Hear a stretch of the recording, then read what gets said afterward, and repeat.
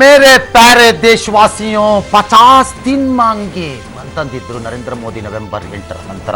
ಇವತ್ತು 50 ದಿನ ಕಳೆದು ನಿನ್ನೆ ಇವತ್ತು ದೇಶವೇ ನಿರೀಕ್ಷೆ ಮಾಡ್ತಾ ಇದ್ದಂತಹ, ಬಹುಶಃ ನನಗೆ ಲೆಕ್ಕ ಗೊತ್ತಿರೋ ಪ್ರಕಾರದಲ್ಲಿ ಇನ್ನೆಂದೂ ಇಂತಹ ಒಂದು ಭಾಷಣಕ್ಕೆ ದೇಶ ಈ ರೀತಿ ಕಾದಿರಲಿಲ್ಲ ಅಂತ ಕಾಣುತ್ತೆ. ಆ ರೀತಿ ಕಾದಿದ್ದಂತಹ ದೇಶವನ್ನು ಉದ್ದೇಶಿಸಿ 45 ನಿಮಿಷಗಳ ಕಾಲ ನರೇಂದ್ರ ಮೋದಿ ಅವರು ಭಾಷಣವನ್ನು ಮಾಡಿದ್ದಾರೆ. ವಿಪರೀತ ನಿರೀಕ್ಷೆ ಇಟ್ಟುಕೊಂಡಿದ್ದವರಿಗೆ ನಿರಾಸೆ ಇರಬಹುದು, ಆದರೆ ನಿಧಾನವಾಗಿ ಹೋಗಬೇಕು ಈ ಕೆಲಸ ಅಂತ ಪರಿಭಾವಿಸಿದ್ದವರಿಗೆ ಇದು ಸರಿ ಇದೆ ಅನಿಸಿರಬಹುದು. ಪರ ವಿರೋಧಗಳ ಮಧ್ಯೆ ಇವತ್ತಿನ ನರೇಂದ್ರ ಮೋದಿಯವರ ಭಾಷಣ ಮುಗಿದಿದೆ. ಹೊಸ ವರ್ಷಕ್ಕೆ ಕೆಲವರಿಗೆ ಸಣ್ಣ ಪುಟ್ಟ ಗಿಫ್ಟ್ಗಳು ಬಂದಿವೆ, ಆದರೆ ವ್ಯವಸ್ಥೆಗೆ ಚುರುಕು ಮುಟ್ಟುವ ಗಿಫ್ಟ್ಗಳು ಅಥವಾ ನರೇಂದ್ರ ಮೋದಿಯವರ ರಣನೀತಿಯ ಪ್ರಕಟಣೆಗಳು ಬಂದಿಲ್ಲ. ಇವತ್ತು ಮುಂದೆ ಬರ್ಬೋದೇನೋ, ನಮಗೆ ಗೊತ್ತಿಲ್ಲ. ಆ ಎಲ್ಲ ವಿವರಗಳನ್ನು 45 ನಿಮಿಷಗಳ ಅವರ ಭಾಷಣವನ್ನು ಸವಿಸ್ತಾರವಾಗಿ ನಿಮ್ಮ ಮುಂದೆ ಅನಾಲಿಸಿಸ್ ಮೂಲಕ ಮಂಡಿಸ್ತೀವಿ. ನಮ್ಮ ಜೊತೆ ಅತಿಥಿಗಳು ಇರ್ತಾರೆ. ಶ್ರೀ ಅಶ್ವತ್ಥನಾರಾಯಣ್ ಭಾರತೀಯ ಜನತಾ ಪಕ್ಷದಿಂದ ಹಾಗೂ ರುದ್ರಮೂರ್ತಿಯವರು ಇರ್ತಾರೆ. ಇನ್ನು ಕಾಂಗ್ರೆಸ್ನಿಂದ ಬ್ರಜೇಶ್ ಕಾಳಪ್ಪ. ಇದಾದ ನಂತರ ಒಬ್ಬರು ಮಾಜಿ, ಇನ್ನೊಬ್ಬರು ಹಾಲಿ, ಇಬ್ಬರು ಕೇಂದ್ರ ಮಂತ್ರಿಗಳು ನಮ್ಮ ಜೊತೆ ಸೇರ್ಕೋತಾರೆ. ಈ ಎಲ್ಲದಕ್ಕೆ ಹೋಗುವುದಕ್ಕೆ ಮೊದಲು ಇವತ್ತು ನಿಮ್ಮನ್ನ ಬಿಗ್ ಬುಲೆಟಿನ್ಗೆ ಸ್ವಾಗತಿಸ್ತಾ ಇದ್ದೀನಿ. ನಾನು ರಂಗನಾಥ್, ನನ್ನ ಜೊತೆ ಇದ್ದಾರೆ ರಾಧಾ ಹಿರೇಗೌಡ. ಹೊಸ ವರ್ಷಕ್ಕೆ ಹೋಗುವ ಮುನ್ನಾ ದಿನ ಬಹಳಷ್ಟು ಜನ ಅತಿ ಚಿಂತಿತರಾಗಿದ್ದರು. ಇನ್ನೇನು ಪ್ರಹಾರವನ್ನು ಕೊಡುತ್ತಾನೋ ಈ ವ್ಯಕ್ತಿ ಅಂತ. ಇನ್ನಷ್ಟು ಜನರು ಕಾತುರದಿಂದ ಕಾಯುತ್ತಿದ್ದರು, ಇನ್ನೆಷ್ಟು ಜನರನ್ನು ಬಡಿದು ಹಂಗೆ ಬಗ್ಗಿಸುತ್ತಾರೆ ಇವತ್ತು ಅಂತ. ಇವತ್ತು ಇಬ್ಬರೂ ನೆಮ್ಮದಿಯಿಂದ ಹೊಸ ವರ್ಷವನ್ನು ಆಚರಿಸಬಹುದು ಅಂತ ಕಾಣುತ್ತೆ. ಕಾರಣ, ಮೊದಲನೆಯವರಿಗೆ ಚಿಂತೆಯಾಗಬಹುದಾದ ಪ್ರಕಟಣೆಗಳು ಇಲ್ಲ, ಎರಡನೆಯವರಿಗೆ ಸಂತೋಷಪಟ್ಟು ಕುಣಿದು ಕುಪ್ಪಳಿಸುವ ಸ್ಥಿತಿಯಲ್ಲಿಲ್ಲದಿದ್ದರು.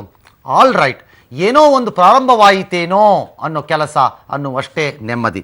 ಈ ಎಲ್ಲ ನೆಮ್ಮದಿಗಳ ಮಧ್ಯೆ ಅಥವಾ ಇವತ್ತಿನ ಈ ಬೆಳವಣಿಗೆಯ ಮಧ್ಯೆ ನರೇಂದ್ರ ಮೋದಿಯವರ 45 ನಿಮಿಷಗಳ ಭಾಷಣದ ಆರಂಭದಲ್ಲಿ ಇಡೀ ದೇಶ ಕಾಣ್ತಾ, ಇದರಲ್ಲಿ ಸಿಹಿ ಕಹಿ ಇದೆ ಅಂತ ಹೇಳ್ತಿದ್ದಾರೆ. ನಾನು ಇದನ್ನು ಬಹಳ ಸಿಂಪಲ್ ಆಗಿ ಎಕ್ಸ್ಪ್ಲೈನ್ ಮಾಡಿಬಿಡ್ತೀನಿ. ಇದು ಒಂದು ಮಿನಿ ಬಜೆಟ್ ಭಾಷಣ ಇದ್ದಂಗೆ ಇತ್ತು. That is all, is my view. ಕೆಲವರಿಗೆ ಗಿಫ್ಟ್ ಸಿಕ್ಕಿತು ಅಂತ ಕಾಣಿಸಿದ್ರೆ, ಕೆಲವರಿಗೆ ಸಪ್ಪೆ ಅಂತ ಕಾಣಿಸ್ತು. 7:30ಕ್ಕೆ ಭಾಷಣ ಆರಂಭಿಸಿದ ಮೋದಿ ಸುಮಾರು 45 ನಿಮಿಷಗಳ ಕಾಲ ಬಿಡುವಿಲ್ಲದೆ ಮಾತನಾಡಿದ್ರು. ಮೊದಲಿಗೆ ನೋಟ್ ಬ್ಯಾನ್ ಎಂಬ ಮಹಾಯಜ್ಞವನ್ನು ತಡೆದುಕೊಂಡ ದೇಶದ ಜನತೆಗೆ ಧನ್ಯವಾದವನ್ನು ಹೇಳಿದರು. ದೇಶದಲ್ಲಿ ಭ್ರಷ್ಟಾಚಾರ, ಕಪ್ಪು ಹಣ ಹೆಚ್ಚಾಗಿತ್ತು. ಕಾಳಧನಿಕರ ಸ್ವೇಚ್ಛಾಚಾರದಿಂದ ನಮ್ಮ ದೇಶ ತಲೆಬಗ್ಗಿಸಬೇಕಾಗಿತ್ತು. ಇವತ್ತಿರುವ ಕಾರ್ಯ ಆರಂಭ ಆಗಿದೆ. ಭಾರತಕ್ಕೆ, ದೇಶದ ಜನರಿಗೆ ಭ್ರಷ್ಟಾಚಾರದಿಂದ ಇವತ್ತು ಸ್ವಾತಂತ್ರ್ಯ ಬೇಕಾಗಿದೆ. ಭಾರತ ದೇಶ ಈ ಅವಕಾಶಕ್ಕಾಗಿ ಕಾಯುತ್ತಿತ್ತು. ದೇಶದ ಜನರಿಗೆ ಸತ್ಯ ಗೊತ್ತಾಗಬೇಕಾಗಿತ್ತು. ಹಾಗಾಗಿ ದೇಶದ ಜನ ಈ ನೋವನ್ನು ನನ್ನ ಜೊತೆ ಹಂಚಿಕೊಂಡಿದ್ರು. ನಮಗೆ ನೋಟ್ ಸಿಗ್ತಾ ಇಲ್ಲ, ಕ್ಯೂಲಿದ್ದೀವಿ ಅನ್ನೋದನ್ನ. ದೀಪಾವಳಿ ನಂತರ ಪ್ರತಿಯೊಬ್ಬರು ಕೆಟ್ಟವರ ವಿರುದ್ಧ ಮಾತನಾಡಿದ್ದಾರೆ, ಹೋರಾಡಿದ್ದಾರೆ ಅಂತ ಶ್ಲಾಘಿಸಿದ್ರು. ಹೊಸ ವರ್ಷಕ್ಕೆ ಬ್ಯಾಂಕ್ಗಳು ಸಹಜ ಸ್ಥಿತಿಗೆ ಬರುತ್ತವೆ ಅನ್ನೋ ಆಶ್ವಾಸನೆಯನ್ನು ಕೊಟ್ಟರು. ಆದರೆ ಹೊಸ ವರ್ಷ ಎಂದರೆ ಯಾವಾಗ ಅನ್ನುವಂಥ ನಿರ್ದಿಷ್ಟ ದಿನಾಂಕ ಅಥವಾ ಈ ಕಾಲಮಿತಿಯನ್ನು ಹೇಳಲಿಲ್ಲ. ರೈತರ ಸಮಸ್ಯೆಗಳನ್ನು ನಾನು ನಿವಾರಿಸುತ್ತೇನೆ ಎಂದರು. ವೆರಿ ಜನರಲ್ ಸ್ಟೇಟ್ಮೆಂಟ್, ಆದರೆ ಯಾವ ರೀತಿ ಅನ್ನುವಂತಹ ವಿವರಣೆ ಇರಲಿಲ್ಲ. ದೇಶದ ಆರ್ಥಿಕ ವ್ಯವಸ್ಥೆ ಸರಿದೂಗಿಸಲು ಪ್ರಯತ್ನಿಸುತ್ತಿದ್ದೇನೆ. ಜನರ ಶ್ರಮಕ್ಕೆ, ಪ್ರಯತ್ನಕ್ಕೆ ನನ್ನದೊಂದು ಸಲ್ಯೂಟ್ ಅಂದರು. ಅವಶ್ಯವಾಗಿ ಸ್ವೀಕಾರ ಮಾಡುತ್ತೇವೆ, ಕಾರಣ 50 ದಿನ ಸಫರ್ ಆಗಿದ್ದೇವೆ. ಭ್ರಷ್ಟರ ವಿರುದ್ಧ ಸರ್ಕಾರದ ಜೊತೆ ಜನರು ಹೋರಾಡಬೇಕು ಎಂದು ಕರೆ ಕೊಟ್ಟರು. ಪರ್ಫೆಕ್ಟ್ಲಿ ಆಲ್ ರೈಟ್ ಈ ಸ್ಟೇಟ್ಮೆಂಟು. ಬಿಕಾಸ್ ಜನ ಸಪೋರ್ಟ್ ಮಾಡದೇ ಇದ್ದರೆ ಈ ಪಿಡುಗನ್ನ ಒಂದಿಷ್ಟು ನಿಯಂತ್ರಣಕ್ಕೆ ತರಲು ಸಾಧ್ಯವೇ ಇಲ್ಲ. ಶೀಘ್ರವೇ ಬ್ಯಾಂಕ್ಗಳಿಗೆ ಸಾಕಷ್ಟು ಹಣ ಒದಗಿಸುತ್ತೇನೆ. ಜನರ ತ್ಯಾಗ, ಪ್ರೀತಿಗೆ ನಾನು ಆಭಾರಿಯಾಗಿದ್ದೇನೆ ಅಂತಂದರು. ನೋಟ್ ಬ್ಯಾನ್ ಬಳಿಕ 24 ಲಕ್ಷ ಜನ ಮಾತ್ರ 10 ಲಕ್ಷಕ್ಕಿಂತ ಹೆಚ್ಚಿನ ಆದಾಯ ಘೋಷಿಸಿದ್ದಾರೆ. ಭವಿಷ್ಯದಲ್ಲಿ ನಿಜಕ್ಕೂ ದೇಶಕ್ಕೆ ಒಳ್ಳೆಯದಾಗತ್ತೆ. ಕಾನೂನು ಯಾವ ಭ್ರಷ್ಟರನ್ನು ಬಿಡಲ್ಲ, ಪ್ರಾಮಾಣಿಕರನ್ನು ರಕ್ಷಿಸ್ತೀವಿ. ಇದು ಆನೆಸ್ಟ್ ಜನ, ಅಂದರೆ ಒಳ್ಳೆಯವರ ಗೆಳೆಯನಾಗಿ ಕೆಲಸ ಮಾಡುತ್ತೆ ಈ ದೇಶ. ಲಾಲ್ ಬಹದ್ದೂರ್ ಶಾಸ್ತ್ರಿ, ರಾಮ್ ಮನೋಹರ್ ಲೋಹಿಯಾ, ಜಯಪ್ರಕಾಶ್ ನಾರಾಯಣ್, ಕಾಮರಾಜ್ ಇದ್ದಿದ್ರೆ ಖುಷಿ ಪಡ್ತಿದ್ರು. ನಮ್ಮ ಸರ್ಕಾರ ಪ್ರಾಮಾಣಿಕರ ಗೆಳೆಯ ಅಂತ ಬಣ್ಣಿಸ್ಬಿಟ್ರು. ಎಸ್, ಹಾಗಾದ್ರೆ ಇವತ್ತು ಭಾಷಣಗಳಲ್ಲಿ ಘೋಷಿಸಿದಂತಹ ಯೋಜನೆಗಳ ಪೈಕಿ ಮೊದಲಿಗೆ ಬಡವರು ಮತ್ತು ಸೂರಿಲ್ಲದ ನಿರ್ಗತಿಕರಿಗೆ ಮೋದಿ ಗಿಫ್ಟ್ ಕೊಟ್ಟಿದ್ದಾರೆ. ಆ ಗಿಫ್ಟ್ ಏನು ಅಂತ ನೋಡೋಣ ಬನ್ನಿ.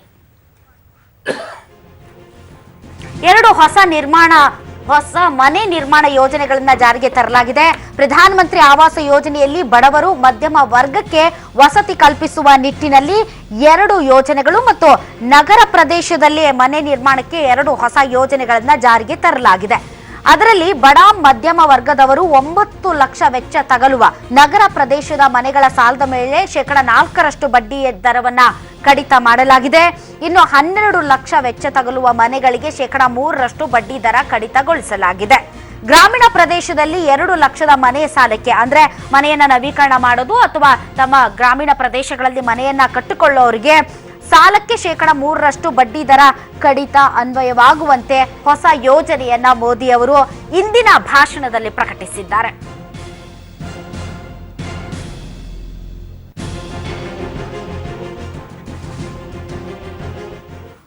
ಓಕೆ, ಇನ್ನು ರೈತರಿಗೆ ಸಂಬಂಧಪಟ್ಟಂತೆ ಕೆಲವೊಂದು ಯೋಜನೆಗಳನ್ನ ಇಲ್ಲಿ ಹೇಳಿದ್ದಾರೆ.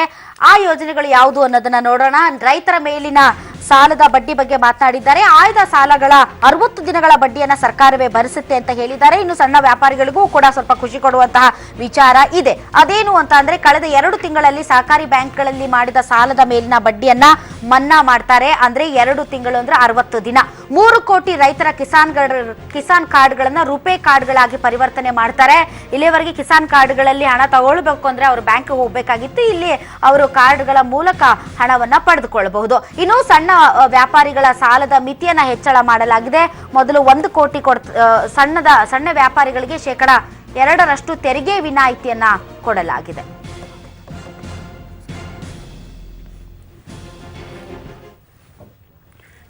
ಇನ್ನು ಮೋದಿ ಗರ್ಭಿಣಿಯರಿಗೂ ಕೂಡ ಹೊಸ ವರ್ಷಕ್ಕೆ ಹೊಸ ಗಿಫ್ಟ್ ಗಳನ್ನ ಕೊಟ್ಟಿದ್ದಾರೆ. ಆ ಗಿಫ್ಟ್ ಏನು ಅಂತ ನೋಡೋದಾದ್ರೆ, ಗರ್ಭಿಣಿಯರಿಗೆ ಮೋದಿಯಿಂದ ಹೊಸ ಯೋಜನೆ ಪ್ರಕಟ ಆಗಿದೆ.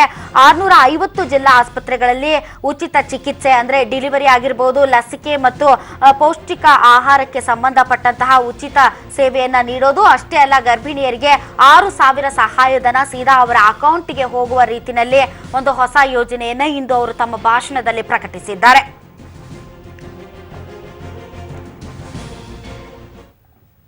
ಓಕೆ, ಇನ್ನು ಹಿರಿಯ ನಾಗರಿಕರಿಗೂ ಕೂಡ ಮೋದಿ ಬಂಪರ್ ಗಿಫ್ಟ್ ಕೊಟ್ಟಿದ್ದಾರೆ. ರಂಗನಾಥ್ ಸರ್ ಆಗಾಗ ಹೇಳ್ತಾ ಇದ್ರು, ಬ್ಯಾಂಕಿಂಗ್ ವ್ಯವಸ್ಥೆ ಅಡಿಯಲ್ಲಿ ಅಲ್ಪಾವಧಿಯಲ್ಲಿ ತುಂಬಾ ಹೆಚ್ಚು ಪ್ರಮಾಣದ ದುಡ್ಡು ಬಂದಿದೆ, ಡೆಪಾಸಿಟ್ಗಳು ಜಾಸ್ತಿ ಆಗಿದೆ, ಹೀಗಾಗಿ ಈ ಡೆಪಾಸಿಟ್ಗಳ ಮೇಲೆ ಬಡ್ಡಿ ದರ ಕಡಿಮೆ ಆಗಬಹುದು ಅಂತ ವಿಶ್ಲೇಷಣೆಯನ್ನ ಮಾಡ್ತಾ ಇದ್ರು. ಆದ್ರೆ ಅದಕ್ಕೆ ಸಂಬಂಧಪಟ್ಟಂತೆ ಮೋದಿ ಅವರು ಈಗ ಒಂದು ಸಣ್ಣ ರಿಲೀಫ್ ಕೊಟ್ಟಿದ್ದಾರೆ. ಸುಮಾರು 7.5 ಲಕ್ಷ ಡೆಪಾಸಿಟ್ ಮಾಡಿದ ಹಿರಿಯ ನಾಗರಿಕರಿಗೆ 10 ವರ್ಷಗಳ ಕಾಲ 8% ಬಡ್ಡಿಯನ್ನ ಫಿಕ್ಸ್ ಮಾಡಿದ್ದಾರೆ. ಇದು ಸೀನಿಯರ್ ಸಿಟಿಸನ್ಸ್ಗೆ, ಹಿರಿಯ ನಾಗರಿಕರಿಗೆ ಮೋದಿ ಅವರು ಕೊಟ್ಟಿರುವಂತಹ ಗಿಫ್ಟ್. ಆಗ್ಲೇ ಹೇಳಿದಂತೆ ದೆಹಲಿಯಿಂದ ಬ್ರಿಜೇಶ್ ಕಾಳಪ್ಪ ಅವರು ನೇರ ಸಂಪರ್ಕದಲ್ಲೇ ಇದ್ದಾರೆ. ಅಶ್ವಥ್ ನಾರಾಯಣ ಅವರು ಇದ್ದಾರೆ, ಆರ್ಥಿಕ ತಜ್ಞರಾದಂತಹ ರುದ್ರಮೂರ್ತಿ ಅವರು. ಮೊದಲಿಗೆ ಬ್ರಿಜೇಶ್ ಕಾಳಪ್ಪ ಅವರ ಫಸ್ಟ್ ಕಮೆಂಟ್ ಪಡೆದುಕೊಳ್ಳೋಣ. ಎಸ್ ಬ್ರಿಜೇಶ್ ಅವರೇ, ಇವತ್ತಿನ ಭಾಷಣ ನಿರೀಕ್ಷೆಗೆ ತಕ್ಕಂತೆ ಇತ್ತು ಅಂತ ತಮ್ಗನ್ಸುತ್ತಾ? ನಾವೆಲ್ಲ ಬಾರಿ ಕುತೂಹಲದಿಂದ ನೋಡ್ತಾ ಇದ್ವಿ ರಾಧಾ ಅವರೇ, ಮೋದಿ ಅವರು ಎಂತ ಭಾಷಣ ಕೊಡ್ತಾರೆ ಅಂತ. ಯಾಕಂದ್ರೆ 50 ದಿನದಿಂದ ಎಲ್ಲ ಇಡೀ ದೇಶ ಬಾರಿ ತುಂಬಾ ಸಂಕಷ್ಟದಲ್ಲಿತ್ತು. ರೈತರು ಮತ್ತೆ ಕಾರ್ಮಿಕ ವರ್ಗದವರು ಮತ್ತೆ ಬೇರೆ ಬೇರೆ ಹೆಣ್ಮಕ್ಳು ಎಲ್ಲ ಬಾರಿ ಸಂಕಷ್ಟದಲ್ಲಿದ್ರು. ಸೊ ಇವತ್ತು 31ನೇ ತಾರೀಕು ಯೂಶಲಿ ಎಲ್ಲರೂ ಹೊಸ ವರ್ಷದ ಒಂದು ಸಂಭ್ರಮ, ಎಲ್ಲರೂ ತಮ್ಮ ಫ್ಯಾಮಿಲಿ ಜೊತೆ ಇರಬೇಕು. ನಿಮ್ಗೂ ಅನಿಸ್ಬಹುದು ತಮ್ಮ ಫ್ಯಾಮಿಲಿ ಜೊತೆ ಇರಬೇಕು, ಮತ್ತೆ ತಮ್ಮ ವೀಕ್ಷಕರಿಗೂ ಕೂಡ. ಅದರಲ್ಲಿ ಮೋದಿ ಅವರು ಇವತ್ತು ಭಾಷಣ ಇತ್ತು ಅಂತ ತುಂಬಾ ನಿರೀಕ್ಷೆ ಇತ್ತು. ಇವತ್ತು ಯೋಚನೆ ಮಾಡಿದ್ರೆ ಒಂದು ನಾಟಕದಲ್ಲಿ ನಾವು ಕೂತಿರುವಾಗ ರಾಮಾಯಣದ ಒಂದು ನಾಟಕ ನಡೆಯುತ್ತೆ. ಆ ಸಂದರ್ಭದಲ್ಲಿ ರಾಮ ಕಾಡಿಗೆ ಹೋದ್ಮೇಲೆ ಮತ್ತೆ ರಾವಣ ಬಂದು ಸೀತೆಯನ್ನು ಕರ್ಕೊಂಡು ಹೋಗ್ಬಿಡ್ತಾನೆ ಲಂಕಕ್ಕೆ.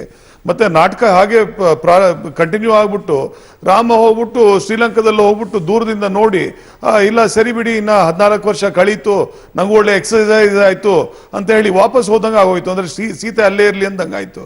ಯಾಕೆಂತ ಹೇಳಿದ್ರೆ ಕಪ್ಪು ಹಣ ಎಷ್ಟು ಬಂದಿದೆ, ಕಪ್ಪು ಹಣದಲ್ಲಿ ಯಾರ್ಯಾರು ಭಾಗಿಗಳಾಗಿದ್ರು, ಮತ್ತೆ ಇದರಲ್ಲಿ ಕಪ್ಪು ಹಣ ಎಷ್ಟು ಕಲೆಕ್ಟ್ ಆಗಿತ್ತು, ಎಷ್ಟು ಸಂಗ್ರಹ ಆಗಿತ್ತು, ಆ ಸಂಗ್ರಹದಲ್ಲಿ ಎಷ್ಟು ಜನರ ಮೇಲೆ ನಾವು ಇವತ್ತು ಯಾವ ಆಕ್ಷನ್ ತಗೋತೀವಿ, ಆ ಕಪ್ಪು ಹಣದಿಂದ ನಾವು ಯಾರ್ಯಾರಿಗೆ ದುಡ್ಡು ನಾವು ಹಂಚನೆ ಮಾಡ್ತೀವಿ, ಇವಾಗ ಯಾವ ಕಾರ್ಮಿಕರಿಗೆ ಅಥವಾ ಯಾವ ರೈತರಿಗೆ ನಾವು ಯಾವ ರೀತಿಯಲ್ಲಿ ದುಡ್ಡನ್ನು ಹಂಚ್ತೀವಿ, ಇದನ್ನೆಲ್ಲ ಬಿಟ್ಟು ಯಾವುದೋ ಒಂದು ಪ್ರಧಾನಮಂತ್ರಿಗಳು ನಿಂತಿರುವಾಗ 2-3% ನಾವು ಇಂಟ್ರೆಸ್ಟ್ ರೇಟ್ ಕಮ್ಮಿ ಮಾಡ್ತೀವಿ ಅಥವಾ 3% ನಾವು ಬೇರೆಯವ್ರಿಗೆ ಇಂಟ್ರೆಸ್ಟ್ ರೇಟ್ ಕಮ್ಮಿ ಮಾಡ್ತೀವಿ ಅನ್ನೋಂಥದ್ದು ಯಾರಿಗೂ ನಿರೀಕ್ಷೆ ಇರಲಿಲ್ಲ. ನಿರೀಕ್ಷೆ ತುಂಬಾ ಜಾಸ್ತಿ ಇದ್ದು. ಇದು ಇದೇ ನರೇಂದ್ರ ಮೋದಿ ಅವರು 2013ರಲ್ಲಿ ನಾವು ಹೊರಡೆಯಿಂದ ಕಪ್ಪು ಹಣ ತಂದು ಎಲ್ಲರ ಅಕೌಂಟ್ 15 ಲಕ್ಷ ಅದೇ ಒಂದು ನಿರೀಕ್ಷೆ. ಮತ್ತೆ ಎಲ್ಲ ಸುಳ್ಳು ಹೇಳ್ತೀರಿ ನೀವು. ನರೇಂದ್ರ ಮೋದಿ ಅವರು ಜನಧನ್ ಅಕೌಂಟ್ಗೆ 10 ಲಕ್ಷ ಹಾಕ್ತಿವಿ, 15 ಲಕ್ಷ ಹಾಕ್ತಿವಿ ಅಂತ ಎಲ್ಲೂ ಹೇಳಿರ್ಲಿಲ್ಲ. ಅದಕ್ಕೆ ಈಗಾಗಲೇ ನಮ್ಮ ರಾಷ್ಟ್ರೀಯ ಅಧ್ಯಕ್ಷರು ಸ್ಪಷ್ಟೀಕರಣವನ್ನು ಕೊಟ್ಟಿದ್ದಾರೆ.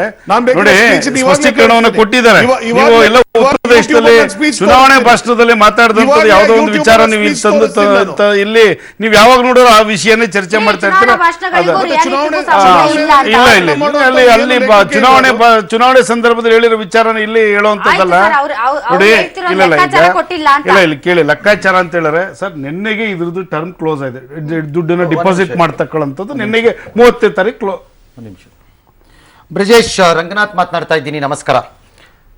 ನಿರೀಕ್ಷೆಗಳನ್ನ ಕಟ್ಟಿಕೊಂಡಿದ್ದು ಈ ದೇಶದ ಜನ, ನರೇಂದ್ರ ಮೋದಿ ಅಲ್ಲ. Let me go as a first devil's advocate ಆಗಿ. ನಾನು first let me take the side of the government first, ಆಮೇಲೆ I come to your side. I can understand, ನಿಮ್ಮ ಭಾವನೆ ನನಗೆ ಅರ್ಥವಾಗ್ತಾ ಇದೆ. ನನಗೂ ಆ ಲೆಕ್ಕಾಚಾರ ಬೇಕಿತ್ತು ಇವತ್ತು ಆಕ್ಚುಲಿ. ಬಟ್ ನಿರೀಕ್ಷೆಗಳನ್ನು ಇಟ್ಟುಕೊಂಡಿದ್ದು ದೇಶದ ಜನ ಮಾಧ್ಯಮಗಳ ಮೂಲಕ. ಸರ್ಕಾರ ಡಿಡ್ ನಾಟ್ ಟೆಲ್ ಯು ಹೀಗೆ ನಿರೀಕ್ಷೆ ಇರಬೇಕು, ಜನಧನ್ ಹಿಂಗಿರಬೇಕು, ಇದು ಹಿಂಗಿರಬೇಕು, ಇದಂಗಿರಬೇಕು, ಅವರೇನು ಹೇಳಿರಲಿಲ್ಲ.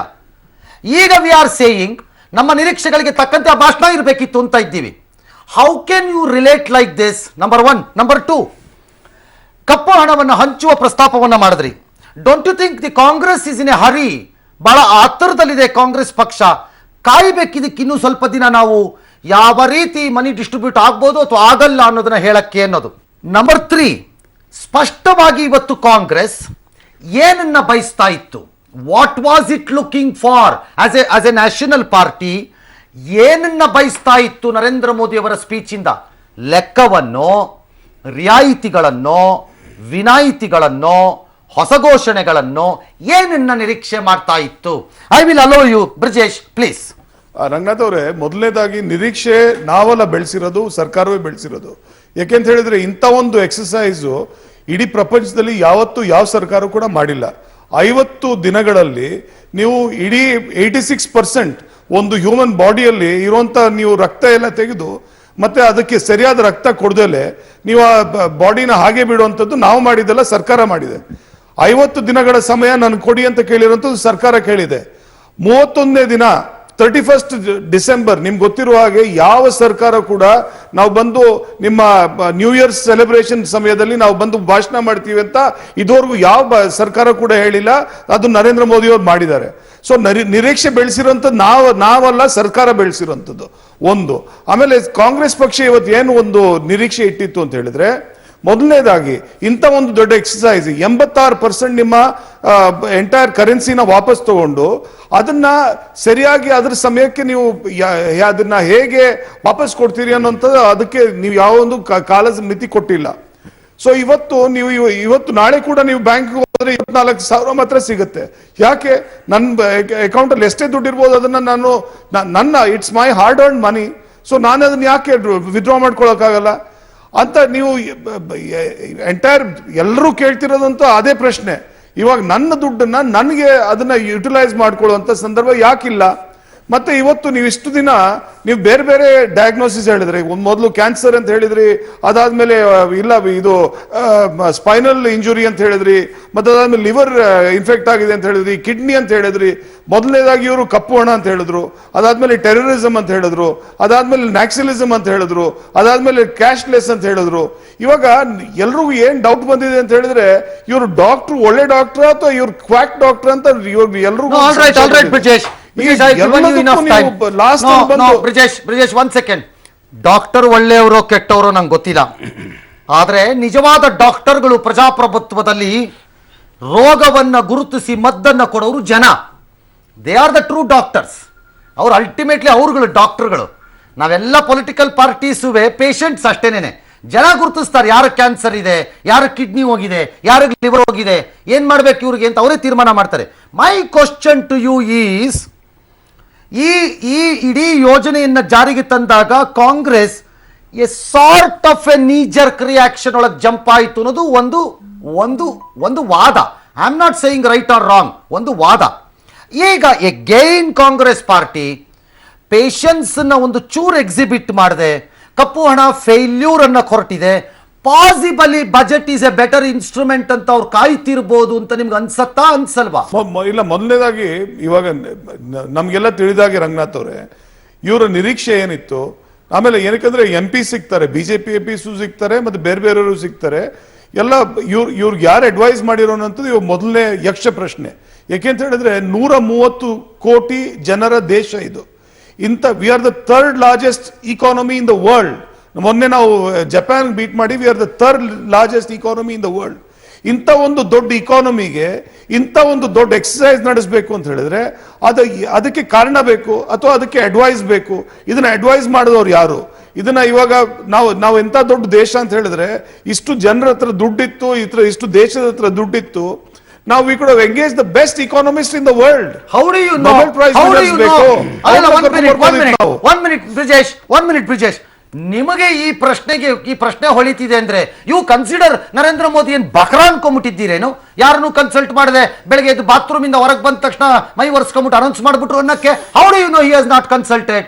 ನಂಬರ್ 1. ನಂಬರ್ 2, ಈಗ ನಮ್ಗೆ ಅವ್ರು ಯಾರನ್ನ ಕನ್ಸಲ್ಟ್ ಮಾಡಿದ್ರೋ ಬಿಟ್ಟಿದ್ರೋ, how does it matter to us? ಈಗ ನಮಗೆ ಹೆಂಗ್ ಅದು ಇದಾಗತ್ತೆ? ಮಾಡಿರಲ್ಲ ಅಂತ ಯಾಕಂತೀರಿ? ಐ ಒಂದ್ ಕಾಂಟ್ ನಿಮಿಷ. ಕನ್ಸಿಡರ್. ಇವಾಗ ನೋಡಿ, ನಾನು ಅವ್ರನ್ನ ಬಕ್ರಾ ಅಂತ ಟ್ರೀಟ್ ಮಾಡಕ್ ಆಗಲ್ವೇ? ಮಾಡಿಲ್ಲ ಅಂತ ಯಾಕಂತೀನಿ ಅಂತ ನಾನು ಹೇಳ್ತೀನಿ. ಇದುವರೆಗೂ 50 ದಿನಗಳಲ್ಲಿ 52 ದಿನಗಳಲ್ಲಿ ಇದುವರೆಗೂ ಅವ್ರು ಯಾರನ್ನ ಕನ್ಸಲ್ಟ್ ಮಾಡಿದೀವಿ ಅಂತ ಇದುವರೆಗೂ ಅವ್ರು ಹೇಳಿಲ್ಲ. ಒಂದು. ಆಮೇಲೆ every newspaper, every top economist newspaper including Economist, Wall Street Journal, Forbes, New York Times, Washington Post ಎಲ್ಲರೂ ಇದನ್ನ ಹುಚ್ಚು ಒಂದು ಎಕ್ಸಸೈಸ್ ಅಂತ ಎಲ್ಲರೂ ಕರೆದಿದ್ದಾರೆ. ಒಂದು. ಎರಡನೇದು, ಇದುವರೆಗೂ ಇವರು ಯಾವುದೂ ಹೆಸರು ಹೇಳಲಿಲ್ಲ.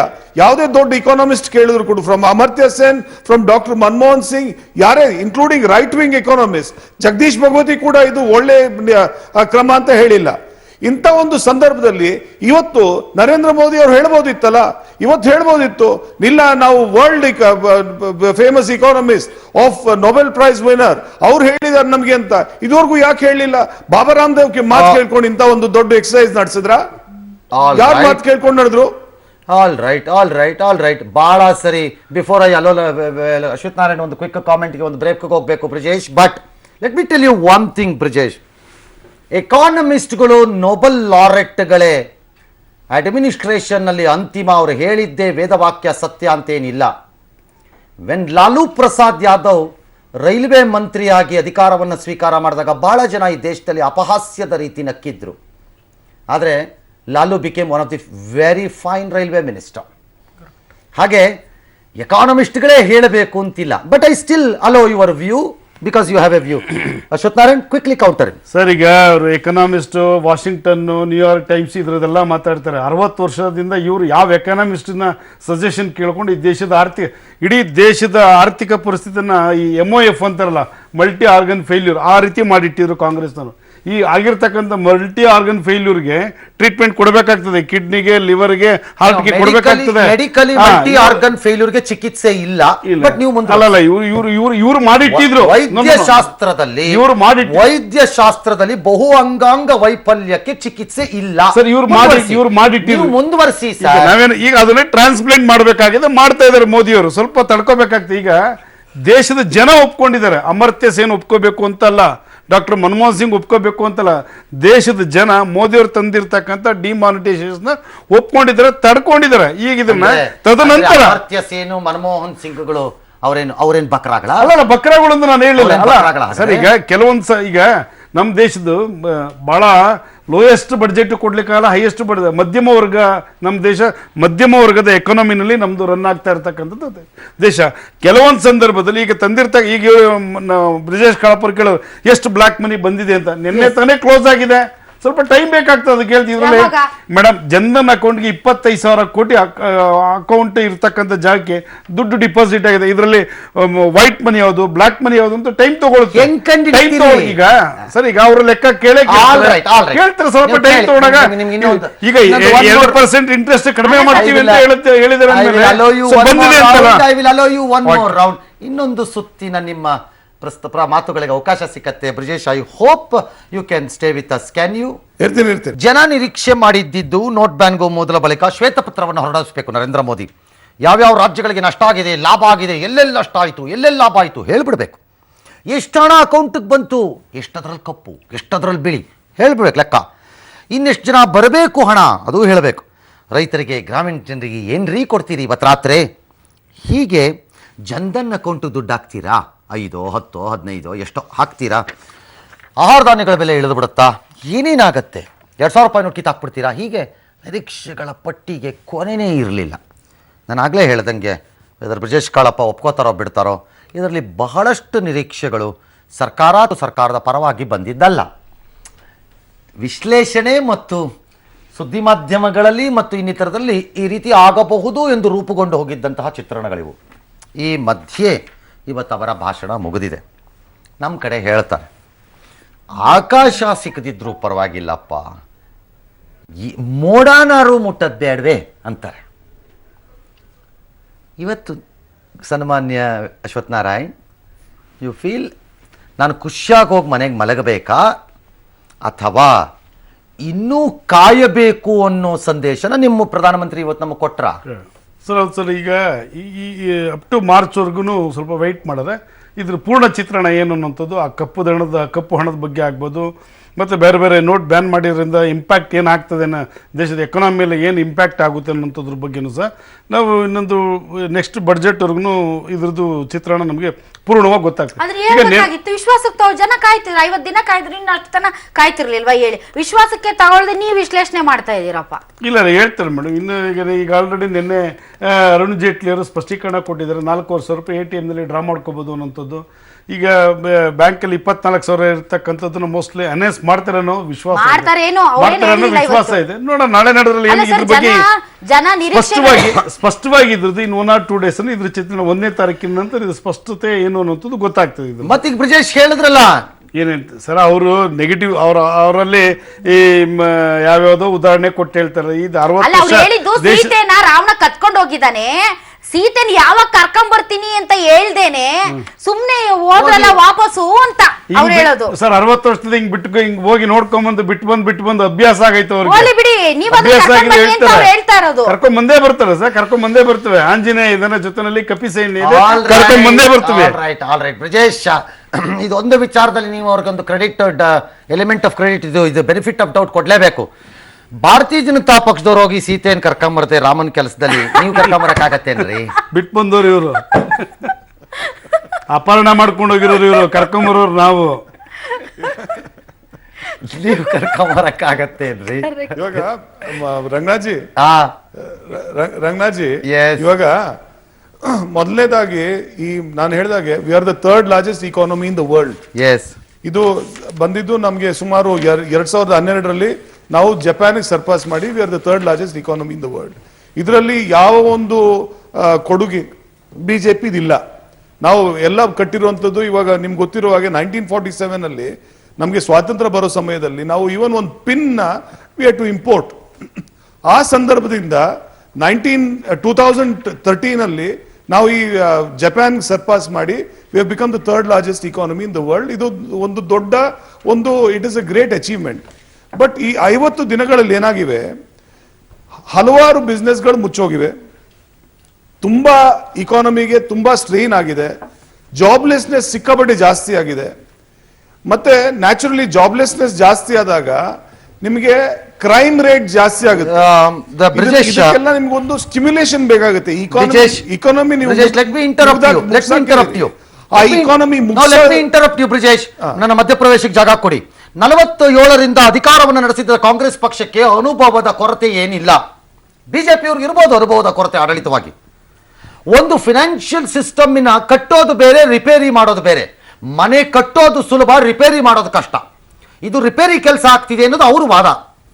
ಈ ರಿಪೇರಿಯನ್ನ ನೀವು ನಿರೀಕ್ಷೆ ಮಾಡತ್ರ ನಾಳೆ ಬೆಳಿಗ್ಗೆ ಮಾಡೋಕ್ಕಾಗತ್ತೇನು? It will take time. Number 2, ನೀವು ಹೇಳಿದಂಗೆ ಜನ ರೊಚ್ಚಿಗೆದ್ದಿದ್ರೆ, ಬಿಸ್ನೆಸ್ಗಳು ಮುಚ್ಚೋಗಿದ್ರೆ, ಜನ ಗಾಬರಿ ಆಗೋಗಿದ್ರೆ ಫುಟ್ಪಾತ್ ಅಲ್ಲದು ಕಾಣಿಸ್ಬೇಕಾಗಿತ್ತು. ಈಗಲೂ ನನ್ನ ಕೊಲೀಗ್ಗಳು ಹಲವಾರು ಜಿಲ್ಲೆಗಳಲ್ಲಿ ಒಪಿನಿಯನ್ ತಗೋತಾ ಇದ್ರೆ ಜನ it's okay, it's A good decision, let us support it ಅಂತಾರೆ. ಎಲ್ಲಿ ಕಾಂಗ್ರೆಸ್ ಮಿಸ್ರೀಡ್ ಮಾಡ್ತಾ ಇದೆಯೋ ಅಥವಾ ನಾವೇ ಮಿಸ್ರೀಡ್ ಮಾಡ್ತಾ ಇದ್ದೀವ ಅಂತ ನನ್ಗೆ ಅರಿವಾಗ್ತಿಲ್ಲಪ್ಪ. ಇಲ್ಲ ಅದೇನಾಗಿದೆ, ಜನಕ್ಕೆ ನಿರೀಕ್ಷೆ ಇತ್ತು. ಯಾಕೆ ಅಂತ ಹೇಳಿದ್ರೆ ಕಪ್ಪು ಹಣ ಇವ್ರು ಆಕ್ಚುಲಿ ಬಿಜೆಪಿನೇ ರಿಲೀಸ್ ಮಾಡಿರುವಂತದ್ದು ಸುಮಾರು ವಿಡಿಯೋಸ್ ನಿಮ್ಗೆ ಗೊತ್ತಿದ್ದಂಗೆ. ಮೊದಲು ಈ ಡಿಸಿಷನ್ ಬಂದಿದ ತಕ್ಷಣ ಇವರೇ ಹೋಗ್ಬಿಟ್ಟು ದುಡ್ಡು ಸುಟ್ಟಾಕ್ಬಿಡೋದು, ದುಡ್ಡು ಸುಟ್ಟಾಕ್ಬಿಟ್ಟು ಎಲ್ಲ ಕಪ್ಪು ಹಣ ಸುಟ್ಟಾಕ್ತಿದ್ದಾರೆ. 14 ಲಕ್ಷ ಕೋಟಿ.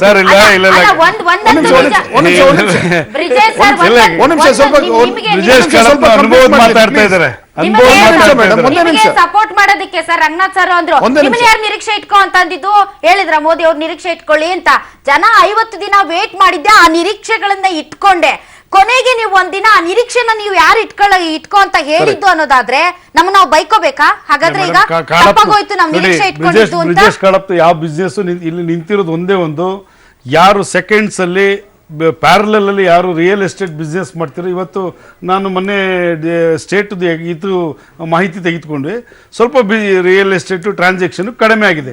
ಯಾರು ಸೆಕೆಂಡ್ಸ್ ಅಲ್ಲಿ ಬಿಸ್ನೆಸ್ ಮಾಡ್ತಿರೋದ್ರೆ 50 ಲಕ್ಷದ ಪ್ರಾಪರ್ಟಿನ 25 ಲಕ್ಷ ಕೊಟ್ಟು 25 ಲಕ್ಷ ಚೆಕ್ ಕೊಟ್ಟು 25 ಲಕ್ಷ ಕ್ಯಾಶ್ ಕೊಟ್ಟು ಮಾಡ್ಕೊಳ್ತಾರೆ, ಅಂಥವ್ರದ್ದು ಬಿಸ್ನೆಸ್ ಡೌನ್ ಆಗಿದೆ. ಇನ್ನು ರಿಜಿಸ್ಟ್ರೇಷನ್ ನಾರ್ಮಲಿ ಈ ಅವ್ರ ಎಕ್ಸೈಸ್ ಅಲ್ಲಿ ಕಡಿಮೆ ಆಗಿದೆ. ನವೆಂಬರ್ ಡಿಸೆಂಬರ್ ಅಲ್ಲಿ ಕಳೆದ 10 ವರ್ಷದ್ದು ಡೀಟೇಲ್ಸ್ ತೆಗೆದುಕೊಳ್ಳಿ ಸರ್, ಕಳೆದ 10 ವರ್ಷದ್ದು ಮಾಹಿತಿ ತಗೊಳ್ಳಿ. ನವೆಂಬರ್ ಡಿಸೆಂಬರ್ ಅಲ್ಲಿ ಎಕ್ಸೈಸ್ ಈ ಸೀಸನ್ ಅಲ್ಲಿ ಕಡಿಮೆನೆ. ಡಿಸೆಂಬರ್ ಜಾಸ್ತಿ ಆಗ್ಬೇಕಲ್ವಾ? ಇಲ್ಲ ಸರ್, ನಾವು ಚಳಿಗಾಲದಲ್ಲಿ ಜನ ಗುಂಡಾಕ ಜಾಸ್ತಿ ಅಲ್ವಾ ಸರ್? ಜನವರಿ ನಂತರ ನೀವು ಕಳೆದ 10 ವರ್ಷ ಡೈವರ್ಷನ್ ಜಾಗ ಕೊಡಲ್ಲ. ಅಲ್ಲ, ಜೇಟ್ಲಿ ಅವರು ನಾವು ಕೇಳೋ ಪ್ರಶ್ನೆ ಹೇಳಿದಾರಲ್ಲ. ಇಷ್ಟೇ, ನಾನು ಕೇಳೋ ಪ್ರಶ್ನೆ ಇಷ್ಟೇ, 50 ದಿನಗಳ ಲೆಕ್ಕಾಚಾರ ಬೇಡ, 40 ದಿನಗಳ ಲೆಕ್ಕಾಚಾರನಾದ್ರು ಕೊಡ್ಬೇಕಿತ್ತಲ್ಲ ಇವತ್ತು ನಮ್ಗೆ ನೀವು. ಅಟ್ಲೀಸ್ಟು ಬೇಡಪ್ಪ 50ನೇ ದಿನದ್ದು. 50ನೇ ದಿನ ಬ್ಯಾಂಕಿಂದ ಬಂದಿರಲ್ಲ, ಕೊಲೆಕ್ಟ್ ಆಗಬೇಕು, ಡಾಟಾ ತೆಗಿಬೇಕು, ಫೈನಲ್ ಮಾಡ್ಕೋಬೇಕು, ಪುಕ್ಕಟೆ ಬಂದು ಯಾವುದೋ ಫಿಗರ್ ಕೊಡಕ್ಕಾಗಲ್ಲಪ್ಪ. 40 ದಿನದ ಕೊಡ್ಬೇಕಾಗಿತ್ತು ನೀವು. ಸರ್ ಈಗ ಬ್ಯಾಂಕ್ ಅಲ್ಲಿ ನೀವು ಕೆಲವು ಬ್ಯಾಂಕ್ಗಳು ಇಟ್ಟಿರೋ ದುಡ್ಡು ರಿಟರ್ನ್ ಬಂದಿರೋ ದುಡ್ಡನ್ನ ಅವರು ಅದನ್ನ ಸೇಫ್ ಆಗಿ ನೋಡ್ಕೊಳ್ಳೋದೇ ಆಗಿದೆ, ಇನ್ನು ಲೆಕ್ಕ ತಗೊಳ್ಳಿಕ್ಕೆ ಆಗಿಲ್ಲ ಅವ್ರಿಗೆ. 15 ಲಕ್ಷ ಲೆಕ್ಕ ಇದೆ. ಈಗ ನಿಮ್ಗೆ ಯಾರ್ಯಾರ ಅಮೌಂಟ್ ಅದು ಬ್ಲಾಕ್ ಮನಿನ ವೈಟ್ ಮನಿನ ಇದು ಕ್ರಾಸ್ ಚೆಕ್ ಮಾಡ್ಬೇಕಲ್ಲ ಅದ್ರದ್ದು. ನೀವು ಡಿಪಾಸಿಟ್ ಎಷ್ಟೋ ಜನ ಜನಧನ್ ಅಕೌಂಟ್ಗೆ ಡಿಪಾಸಿಟ್ ಆಗಿದೆ, ಯಾವ ಅಮೌಂಟ್ ಚೆಕ್ ಮಾಡ್ಬೇಕಲ್ಲ, ಟೈಮ್ ಬೇಕಾಗ್ತದೆ. Brijesh, let me allow you one last comment quickly. ಈ ಇಡೀ ಕಸರತ್ತನ್ನ, ಈ ಇಡೀ ಎಕ್ಸರ್ಸೈಸ್ ಅನ್ನ, ಇಫ್ ಯು ವಾಂಟ್ ಇವತ್ತಿನ ಸ್ಪೀಚಿನ ವರೆಗೆ I allow you to summarise quickly 1 minute. Ranganath ಅವರೇ, ಈ ಕಸರತ್ತಿತ್ತಲ್ಲ 50 ದಿನದ ಕಸರತ್ತಿದು 8ನೇ ನವೆಂಬರ್ ಇವರು ಯಾವ ಒಂದು ಅನೌನ್ಸ್ಮೆಂಟ್ ಮಾಡಿದ್ರು ಅವತ್ತಿಂದ ಇದುವರೆಗೂ ಜನಕ್ಕೆ ತುಂಬಾ ತೊಂದರೆ ಆಗಿದೆ. ಒಂದು, ಅವ್ರಿಗೆ ಅವ್ರದೇ ದುಡ್ಡನ್ನ ಅವ್ರಿಗೆ ಆಕ್ಸೆಸ್ ಮಾಡಕ್ ಸಾಧ್ಯ ಆಗ್ತಾ ಇಲ್ಲ. ಒಂದು. ಎರಡನೇದು, ರೈತರಿಗೆ ತೊಂದರೆ ಆಗಿದೆ. ಹೆಣ್ಮಕ್ಳಿಗೆ ಇವಾಗ ಯೋಚನೆ ಮಾಡಿ, ಪಾಪ ಹೆಣ್ಮಗಳು ಗಂಡ ಕುಡ್ಕ, ಸೊ ಅವಳು ಸ್ವಲ್ಪ ದುಡ್ಡು ಬಚ್ಚಿಟ್ಟಿರ್ತಾಳೆ. ಆ ದುಡ್ಡನ್ನ ಇವತ್ತು ಅವಳು ಗಂಡನ ಎದುರುಗಡೆ ಹೋಗ್ಬಿಟ್ಟು ಬ್ಯಾಂಕ್ ಹಾಕ್ಬೇಕಾಗುತ್ತೆ, ಅವನು ಆ ದುಡ್ಡನ್ನೇ ಎಳ್ಕೊಂಡ್ಬಿಡ್ತಾನೆ. ಸೊ ಇದಕ್ಕೆಲ್ಲ ತುಂಬಾ ತೊಂದರೆ ಆಗಿದೆ, ತುಂಬಾ ಜನಕ್ಕೆ ತೊಂದರೆ ಆಗಿದೆ. 50 ದಿನಗಳಲ್ಲಿ ತುಂಬಾ ಬಿಸ್ನೆಸ್ಗಳು ಫ್ಲಾಪ್ ಆಗಿವೆ, ತುಂಬಾ ಬಿಸ್ನೆಸ್ ಕುಸಿದೋಗಿದೆ. ಆಮೇಲೆ ಇನ್ನೊಂದು ವಿಷಯ ಅಂತ ಹೇಳಿದ್ರೆ, ತುಂಬಾ ಜನ ರಿವರ್ಸ್ ಮೈಗ್ರೇಷನ್ ಆಗ್ಬಿಟ್ಟು ತುಂಬಾ ಜನ ವಾಪಸ್ ಹಳ್ಳಿಗಳಿಗೆ ಹೋಗಿದ್ದಾರೆ, ಅಂದ್ರೆ ನೌಕರಿ ಕಳ್ಕೊಂಡು. ಸೊ ಇದಕ್ಕೆಲ್ಲ ನಾವೊಂದು ರೆಮಿಡಿಯಲ್ ಮೆಷರ್ಸ್ ಏನಿತ್ತು ಅದನ್ನ ಹುಡುಕ್ಬೇಕಾಗಿತ್ತು. ಅದನ್ನ ಏನು ಅನೌನ್ಸ್ ಮಾಡ್ದಿಲ್ಲ ಇವತ್ತು. ಇಲ್ಲ ನಾವು ಏನೋ 2% ಕಟ್ ಮಾಡಿದೀವಿ, 2% ಟ್ಯಾಕ್ಸ್ ಕಟ್ ಮಾಡಿದೀವಿ ಅಂತ ಹೇಳಿದ್ರೆ ಅದನ್ನ ಯಾರು ಒಂಥರ ಮೆಚ್ಚುವಂತಲ್ಲದಲ್ಲ. ಇದನ್ನ ಎಲ್ಲರೂ ಇವತ್ತು 31st ನೈಟ್ ಇದನ್ನ ಕೂರಿಸ್ಕೊಂಡು ಈ ಡಿಸ್ಕಷನ್ ಮಾಡೋದು ಆಕ್ಚುಲಿ ಎಲ್ಲರೂ ಬೇರೆ ಸಮಯದಲ್ಲಿ ಇದನ್ನ ಮಾಡಿಸುವಂತದ್ದು ನಿಜವಾಗ್ಲೂ ಯಾರು ಅಪ್ರಿಶಿಯೇಟ್ ಮಾಡಲ್ಲ ಅಂತ ನ್ಯೂ ಇಯರ್ ಸೆಲೆಬ್ರೇಷನ್, ಈ ದಿನ ಈ ಸ್ಪೀಚ್ ಈ ಡಿಸ್ಕಷನ್ ಬೇಕಾ ಅಂತ ಸರ್ ಬಿಟ್ಕೊಟ್ಬಿಡಿ. ಬ್ರಿಜೇಶ್, ನಿಮ್ಮನ್ನ ಬಿಟ್ಕೊಡ್ತೀನಿ, ಬಟ್ ಒಂದಂತೂ ಹೇಳ್ತೀನಿ Brijesh, please listen to me.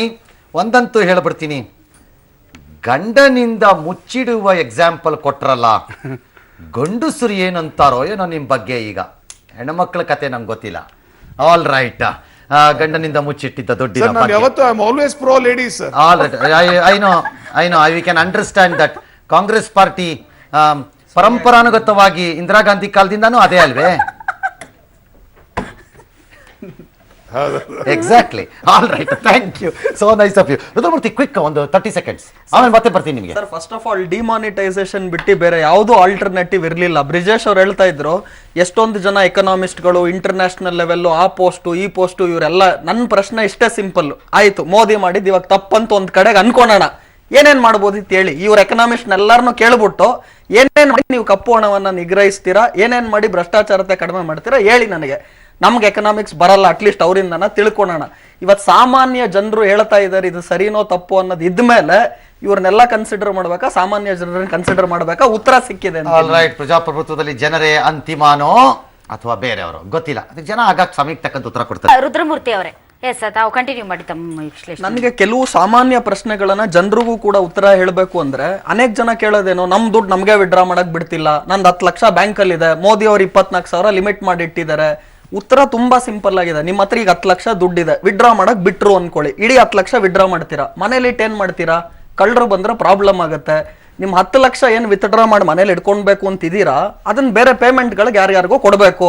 ಅದನ್ನ ಚೆಕ್ ಮುಖಾಂತರ ಕೊಡಿ. ನೀವು 10 ಲಕ್ಷ ಅಲ್ಲ, ನಿಮ್ಮ ದುಡ್ಡು ಎಷ್ಟಿದೆ ಅಷ್ಟು ದುಡ್ಡನ್ನ ಇವತ್ತೇ ನೀವು ಯಾರಿಗ್ ಬೇಕಾದ್ರೂ ಕೊಡ್ಬೋದು. ದುಡ್ಡನ್ನ ಮನೇಲಿ ಇಟ್ಕೋಬೇಡಿ ಅನ್ನೋದಕ್ಕೆ ಲಿಮಿಟ್ ಇದೆ. ಈ ಲಿಮಿಟ್ ಅನ್ನು ತೆಗೆದು ಬಿಟ್ರೆ ಏನಾಗುತ್ತೆ, ತಿರ್ಗಾ 3 ತಿಂಗಳಿಗೆ ಡಿಮಾನಿಟೈಸೇಷನ್ ಮಾಡ್ಕೊಂಡು ಕೂತ್ಕೋಬೇಕಾಗತ್ತೆ. ಈ ಲಿಮಿಟ್ ಅನ್ನೋದು ಫಿನಾನ್ಷಿಯಲ್ ಸ್ಟೆಬಿಲಿಟಿಗೆ ಬೇಕಾಗಿದೆ. ನಾವು ಒಂದು ಅರ್ಥ ವ್ಯವಸ್ಥೆಯನ್ನ ಸಂಪೂರ್ಣವಾಗಿ ನೋಡ್ಬೇಕು. ಕಪ್ಪು ಹಣ ಬರೀ ನಾವು ಸಾಹುಕಾರರಿಗೆ ಮಾತ್ರ ತೆಗೆದಿಡಬೇಕು, ಬಡವರಿಗೆ ಮಾತ್ರ ತೆಗೆದಿಡಬಾರ್ದು, ಈ ತರ ಯಾವುದು ಮಾಡೋದಕ್ಕಾಗಲ್ಲ. ಈ ಪಾಯಿಂಟ್ ಹೇಳ್ತೀನಿ ನಾನು. Because you ask this question, ಈ ಪ್ರಶ್ನೆ ನೀವು ಕೇಳ್ತಾ ಇದ್ದಿದ್ರಿಂದ, ಕಪ್ಪು ಹಣ ಜನರೇಟ್ ಆಗೋದು ಬರೀ ಶ್ರೀಮಂತರ ಬಳಿನಾ? ಇಲ್ಲ ಇಲ್ಲ ಇಲ್ಲ, ರೊಟೇಷನ್ ಆಗುತ್ತದು. ಇಲ್ಲ, ಬಡವರ ಬಳಿಯೂ ಕಪ್ಪು ಹಣ ಜನರೇಟ್ ಆಗುತ್ತೆ. 2.5 ಲಕ್ಷ ರೂಪಾಯಿ ಮಿತಿ ಒಳಗೆ, ಆದಾಯ ಮಿತಿ ಒಳಗಡೆ ಇರೋರಿಗೆ ಟ್ಯಾಕ್ಸ್ ಇಲ್ವಲ್ಲ, ಕರೆಕ್ಟ್, ಆದಾಯ ತೆರಿಗೆ ಇಲ್ವಲ್ಲ. 2.5 ಲಕ್ಷ ರೂಪಾಯಿ ಕ್ರಾಸ್ ಆಗದೆ 2.30, 2.40 ಇಲ್ದಿರುವಂತ ಬಹುತೇಕ ಜನ ಪ್ಯಾರಲಲ್ ಉದ್ಯೋಗಗಳನ್ನು ತಮ್ಮ ಬದುಕನ್ನು ಚೆನ್ನಾಗಿ ಕಟ್ಕೊಳಕ್ ಮಾಡ್ತಾರೆ. ಆ ಹಣ ಎಲ್ಲ ಏನು? ಬರೀ ಕಪ್ಪು ಹಣ ಶ್ರೀಮಂತ ವರ್ಗದಲ್ಲೇ ಜನರೇಟ್ ಆಗತ್ತೆ ಅನ್ಬೇಡಿ. ಅಮೌಂಟ್ಗಳು ಬೇರೆ ಬೇರೆ, ಮಾರ್ಗಗಳು ಬೇರೆ. ಬಡವರ ಬಳಿ ಜನರೇಟ್ ಆಗೋ ನಾನ್ ಟ್ಯಾಕ್ಸಬಲ್ ಅಂದ್ರೆ ಟ್ಯಾಕ್ಸ್ ಅನ್ನ ಕಟ್ಟದೇ ಇರುವಂತಹ ಹಣ, ಬೆವರು ಸುರಿಸಿ ರಕ್ತ ಸುರಿಸಿ ದುಡಿದಿದ್ದ ಹಣ, ಅದಕ್ಕೊಂದು ಮೌಲ್ಯ ಇದೆ. ಶ್ರೀಮಂತ ವರ್ಗದಲ್ಲಿ ಏನಾಗತ್ತೆ ಅಂದ್ರೆ ದರೋಡೆ ಕೋರ್ತನ ತಲೆ ಹೊಡೆದಿರುವಂಥ ದುಡ್ಡು ಅದು.